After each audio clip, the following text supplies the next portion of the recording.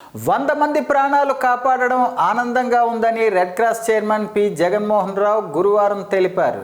పూర్వపు collector, Indian Red Cross Society Srikakulam జిల్లా శాఖ అధ్యక్షులు డాక్టర్ మనజీర్ జిలానీ సమూన్ ఐఏఎస్ ప్రారంభించిన ప్లాస్మా దాన కేంద్రంలో ఇప్పటి వరకు 100 ప్లాస్మా డొనేషన్స్ చేపట్టి మహిళలు, వృద్ధులకు, చిన్నపిల్లలు, పురిటి పిల్లలకు తక్షణ అవసర నిమిత్తం ప్లాస్మా ప్లేట్లెట్స్ దానంతో ప్రాణదానం చేశారు.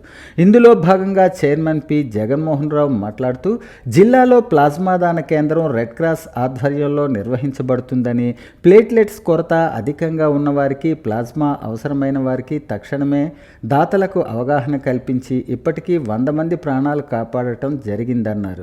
ఈ కార్యక్రమంలో ప్రస్తుత కలెక్టర్ స్వప్నిల్ దినకర్ పుణ్కర్ ఐఏఎస్ సహకారంతో రెడ్ క్రాస్ అనేక సేవా కార్యక్రమాలు నిర్వహించడం జరుగుతుందని, జిల్లాలో ప్లాస్మా అవసరం రోజు రోజుకు పెరుగుతున్నందున దాతలు ముందుకు వచ్చి ప్లాస్మా దానం చేయవలసిందిగా కోరారు. ఈ సందర్భంగా ప్లాస్మా దానానికి అవగాహన కల్పిస్తున్న రెడ్ క్రాస్ ప్రతినిధి నంది ఉమాశంకర్ని సత్కరించి అభినందించారు.